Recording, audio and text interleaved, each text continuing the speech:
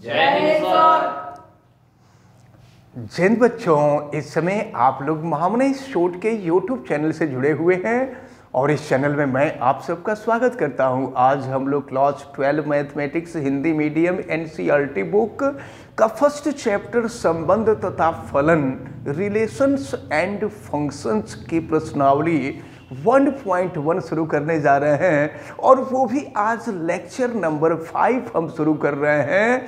और ये lecture new batch के लिए है जो 2023 तो 2024 होगा, यानी वे स्टूडेंट्स जो 2024 में बोर्ड का एग्जाम देंगे ये उनके लिए है। और एक चीज़ और मैं आप सबको बता दूं कि जो लोग भी वीडियो देख रहे हैं आपको मैं जानकारी दे दूं कि महामनी शोट में सभी बैच शुरू हो गए हैं और academic batch 9th 10th 11th 12 science art commerce UP board CBSE board सबके बैच शुरू हो गए हैं। अगर आप चाहते हैं कि अच्छे जानकार बने, क्योंकि यहाँ पर पढ़ाने वाले जितने भी सर लोग हैं सब लोग इंटर कॉलेज के लेक्चरर हैं और वाराणसी के जाने माने विशेषज्ञ हैं। चाहे physics, chemistry, Hindi, English, social, जो भी सब्जेक्ट आपको पढ़ना हो सब यहाँ विशेषज्ञों के द्वारा पढ़ाया जाता है। इसलिए तत्काल आप लोग एडमिशन ले लें। और चलिए अब हम शुरू करते हैं प्रश्नावली 1.1 का लेक्चर नंबर 5।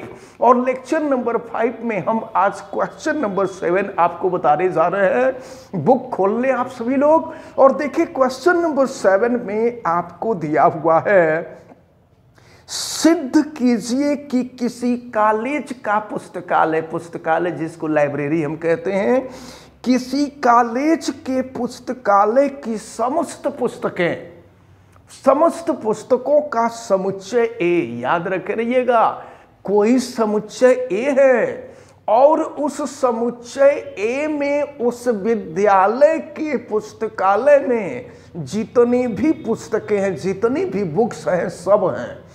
अब आपसे कहा जा रहा है कि इनमें संबंध दिया गया है, रिलेशन दिया गया है आर में क्या दिया गया है, यक्स वाई का मतलब ये हुआ कि जैसे मान लीजिए यक्स जो है एक पुस्तक का कोई पेज है, या कह सकते हैं यक्स एक पुस्तक है, वाई दूसरी पुस्तक है, और दिया है यक्स तथा वाई में पेजों की संख्या समान है, यानी पहले बुक में पेजों की संख्या समान है, और यानी पहले बुक में और दूसरे बुक में दोनों बुक में पेजों की संख्या यानी पृष्ठों की संख्या समान है।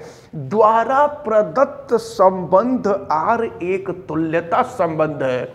आपको सिद्ध करना है कि यह संबंध एक तुल्यता संबंध है।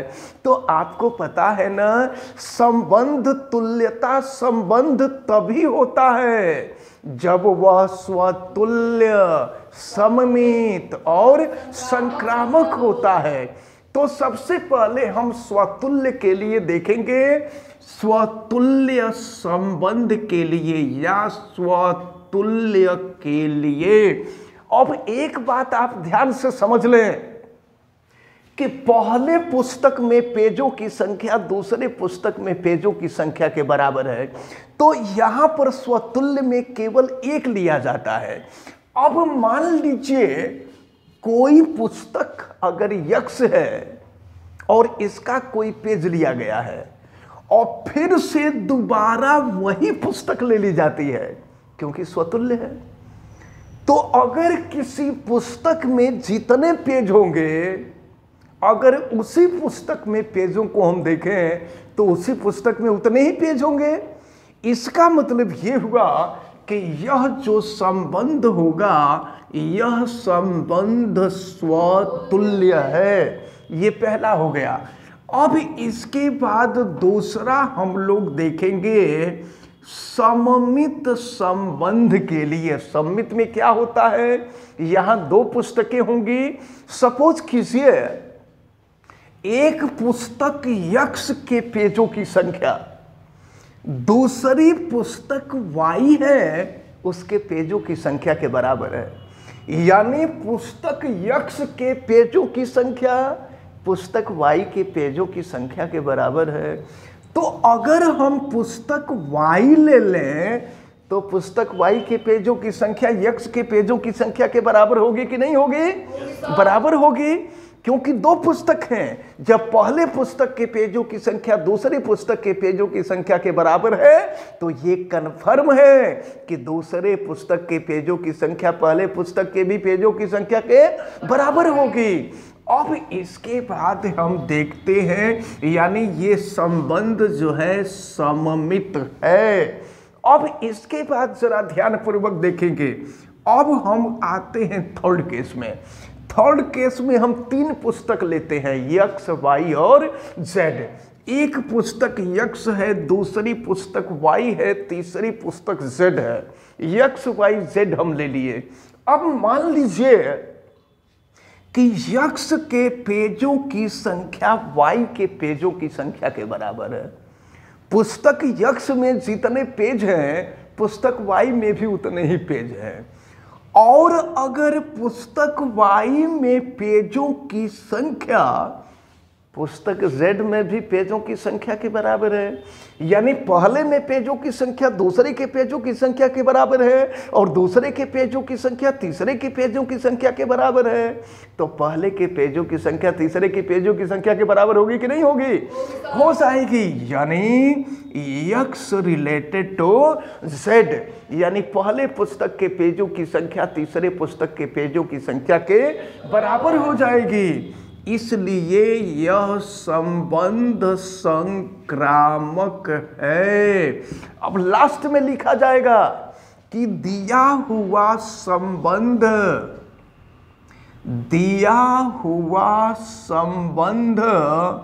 स्वतुल्य लिखा जाएगा। दिया गया संबंध स्वतुल्य, सममित, स्वतुल्य, सममित तथा संक्रामक है। अतः संबंध तुल्यता संबंध लिख दिया जाएगा। अतः तुल्यता संबंध है, तुल्यता संबंध है। और अगर सिद्ध करने के लिए कहेगा तो लिख देंगे दैट प्रूव्ड। और अगर सिद्ध करने के लिए नहीं कहेगा तो अब तो जैसा क्वेश्चन आएगा, ऑप्शनल क्वेश्चन आएगा तो ऑप्शनल जवाब देंगे। तो अब ये जो क्वेश्चन नंबर 7 था, ये क्वेश्चन नंबर 7 आपका कंप्लीट होता है। अब हम लोग देखते हैं क्वेश्चन नंबर 8। क्वेश्चन नंबर 8 आप सभी लोग बुक खोल करके देखेंगे तभी समझ में आएगा, जुबानी समझेंगे तो नहीं समझ में आएगा। बहुत लेंथी क्वेश्चन है, बड़े बड़े क्वेश्चन है। देखिए क्या दिया है, सिद्ध कीजिए ए इक्वल टू, यहाँ कोई समुच्चय दिया है और समुच्चय ए के अवयव आपको दिए गए हैं 1 2 3 4 5 में आर इक्वल टू, इसमें रिलेशन दिया गया और रिलेशन क्या है, A B such that mod A minus B sum है। मॉड का मतलब जानते हैं क्या होता है, जो संख्या आती है उसके वर्ग का वर्गमूल। तो नॉर्मली यहाँ पर हमेशा पॉजिटिव नंबर लिया जाता है। जब मॉड लिया जाता है ना तो मॉड में हमेशा पॉजिटिव नंबर लेते हैं, हमेशा धनात्मक नंबर लिया जाता है। अब देखिए क्या कहा जा रहा है, द्वारा प्रदत्त संबंध आर एक तुल्यता संबंध है। सिद्ध करना है कि यह संबंध तुल्यता संबंध है। तो देखा जाए तुल्यता संबंध है कि नहीं है। तो सबसे पहले हम लोग चेक करेंगे स्वतुल्य के लिए। तो देखिए क्या करते हैं, a माइनस बी, इसमें 2 नंबर लेना होगा। तो जब स्वतुल्य होगा तो स्वतुल्य में तो दोनों नंबर सेम लेना होगा।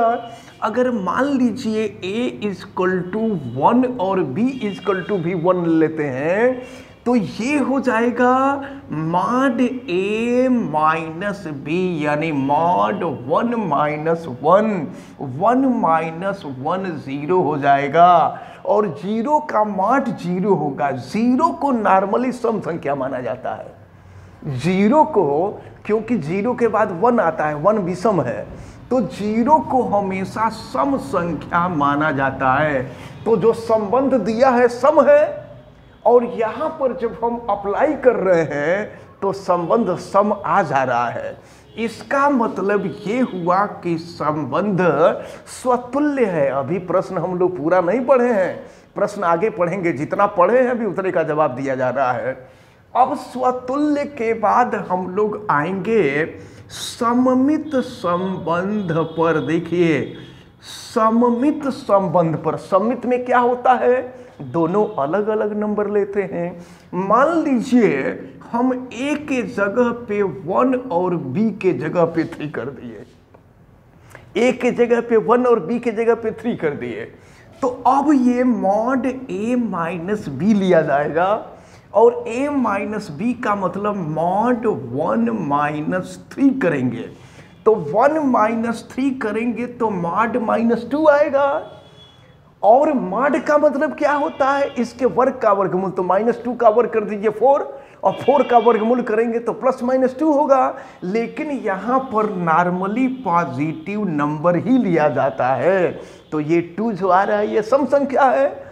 अब इसको उल्टा करना पड़ेगा, क्योंकि जो संबंध ए का बी से है वही संबंध बी का ए से होना चाहिए। अगर ऐसा होगा तो सम्मित हो जाएगा। तो अब अगर हम ए के जगह पे 3 और बी के जगह पे 1 कर दें तो फिर क्या होगा, mod A minus B mod 3 minus 1 mod 2, और 2 का मॉड 2 होगा, सम हो गया। तो अगर a में से b को घटा रहे हैं तो भी सम नंबर आ रहा है, b में से a को घटा रहे हैं तो भी सम नंबर आ रहा है। दोनों स्थिति, यानी पहला दूसरा ले रहे हैं तो भी सम, दूसरा पहला ले रहे हैं तो भी सम। इसका मतलब ये हुआ कि संबंध सममित है। अब हम आएंगे थर्ड संक्रामक के लिए। चलिए संक्रामक को हम लोग जांच करेंगे। तो संक्रामक में 3 नंबर ले लेते हैं हम, 1 ले रहे हैं, 3 ले रहे हैं और 5 ले रहे हैं। चलिए लेते हैं। तो अब यहाँ पर देखें, पहली बार में a = 1 और b = 3 ले लिए। तो अब यहाँ पर अगर हम मॉड करें a माइनस b, यानी मॉड 1 माइनस 3 यानी मॉड -2 यानी 2 हो जाएगा। ये सम नंबर मिल रहा है, यहाँ लिख देंगे सम है, हर जगह हम लिख सकते थे, ये भी सम है और ये भी सम है। फिर आगे हम पढ़ रहे हैं।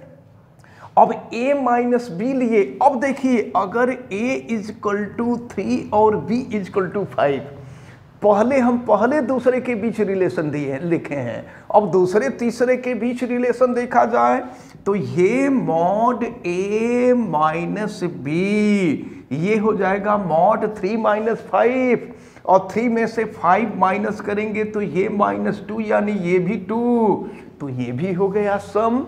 अब इसके बाद आते हैं तीसरी स्थिति। अब पहला तीसरा लेंगे, पहले दूसरे को लिए 1 3 के लिए, देखिए 3 संख्या ली गई इतनी 1 3 5, तो जब पहला दूसरा लिया तो सम आ गया, दूसरा तीसरा लिया गया तो सम आ गया। पहला तीसरा लेंगे तो पहला तीसरा लेंगे तो a = 1 और b = 5 ले लेंगे।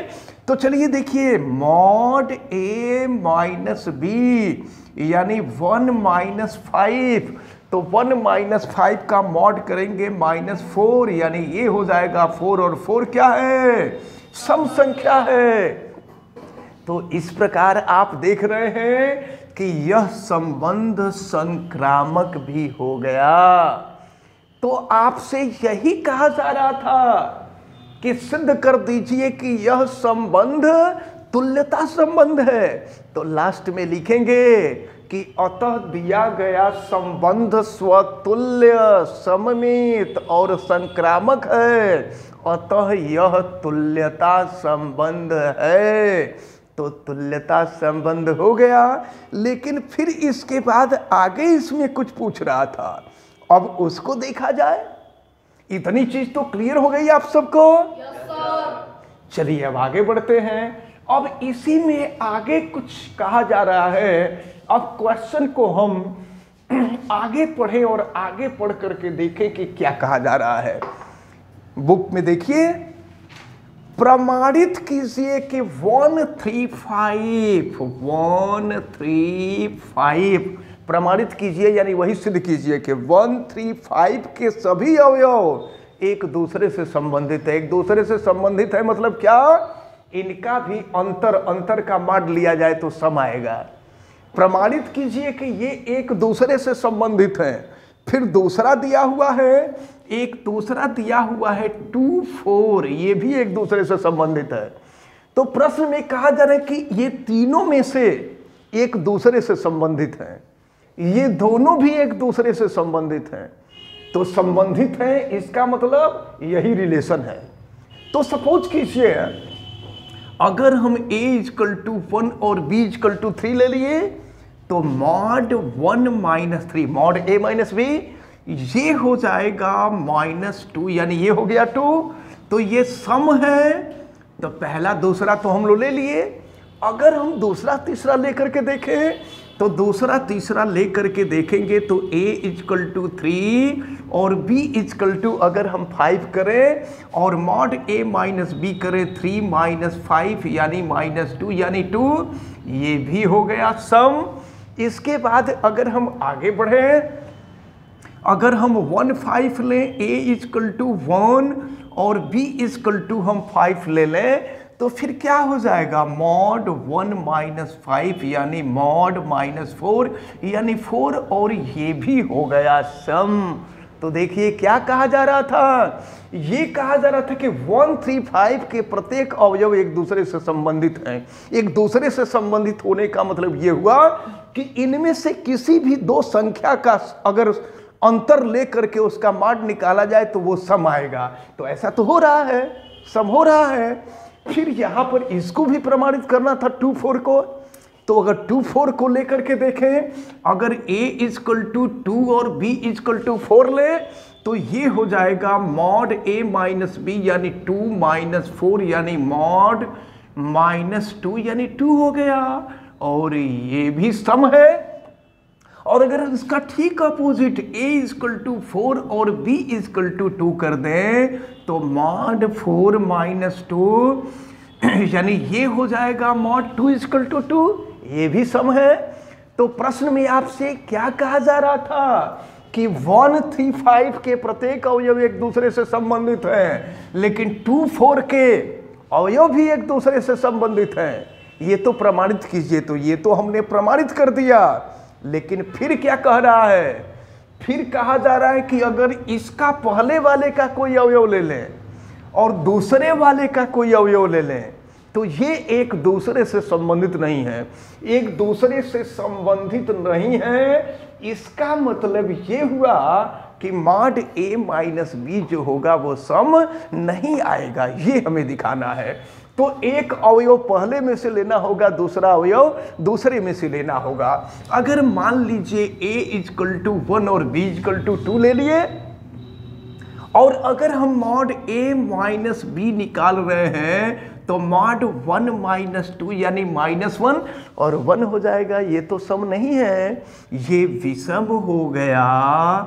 और अगर देखिए हम पहला और फिर दूसरे में का दूसरा ले लेते हैं, यानी a = 1 और b = 4 ले लेते हैं, और फिर इसका अंतर निकालें तो देखिए क्या हो जाएगा, mod 1 - 4 यानी mod -3 यानी 3, ये हो जाएगा आपका विषम। ये भी विषम हो जाएगा। और अगर हम a के जगह पे 3 और b के जगह पे 2 ले लें, समझ रहे हैं आप लोग क्या किया जा रहा है, हम पहले पहला नंबर और इन दोनों के दोनों नंबर को बारी बारी से लिए, अब दूसरे नंबर को ले रहे हैं। तो अगर a = 3 और b = 2 करें तो a - b 3 - 2 यानी mod 1, और ये 1 ये भी विषम है। और अगर हम a = 3 और b = 4 ले लें तो mod हो जाएगा 3 - 4 यानी ये हो जाएगा -1 यानी 1, ये भी हो जाएगा विषम। और इसी तरह से फिर हम आगे बढ़ें, अगर 5 ले लें, a = 5 और b = 2 ले लें तो mod a - b यानी 5 - 2 mod 3 यानी 3, और ये भी हो जाएगा विषम। अगर इसी तरह से a = 5 और b = 4 ले लें तो 5 - 4 यानी ये हो जाएगा 1 यानी 1 और ये हो गया आपका विषम। तो आप देख रहे थे कि 1 3 5 जब तीनों में से किसी को भी लिया जा रहा था तो सम आ जा रहा था, इन दोनों में से किसी को लिया जा रहा तो सम आ रहा था, लेकिन जब दोनों को अलग अलग ले रहे हैं तो कहीं भी सम नहीं आ रहा है। और यही हम लोगों को सिद्ध करना था कि पहले समुच्चय के सभी अवयव एक दूसरे से संबंधित हैं, दूसरे समुच्चय के सभी अवयव भी एक दूसरे से संबंधित हैं, लेकिन दोनों समुच्चय के अवयव अगर हम लेते हैं तो ये एक दूसरे से संबंधित नहीं हैं। तो इस प्रकार ये क्वेश्चन नंबर 8 एक महत्वपूर्ण क्वेश्चन था और ये 7 नंबर में 6 नंबर में 7 नंबर में ये क्वेश्चन पूछा जाता है। तो इसलिए आप इनको तैयार किए रहेंगे और इस प्रकार हमें उम्मीद है कि आज से ये जो दोनों क्वेश्चन बताए गए हैं ये दोनों क्वेश्चन आप सबको अच्छी तरह से समझ में आए होंगे। आप लोगों को समझ में आ गया है? तो सभी लोग, जितने भी लोग वीडियो देख रहे हैं उनको हम बता दें कि अगर आप प्रत्येक सब्जेक्ट के अच्छा विशेषज्ञ बनना चाहते हैं तो आप अतिशीघ्र महामना इंस्टीट्यूट में एडमिशन ले लीजिए। और वीडियो देखने वाले लोग वीडियो को लाइक कर दें, चैनल पे नए हैं तो चैनल को सब्सक्राइब कर दीजिए, बेल आइकन को प्रेस करें और अगर किसी प्रकार की कोई दिक्कत समझ में आती है तो आप हमें कमेंट करके जरूर बतावें और वीडियो को मैक्सिमम स्टूडेंट तक शेयर भी करें। आप सभी लोगों का बहुत बहुत धन्यवाद। जय Hind. Thank you sir. You're most welcome.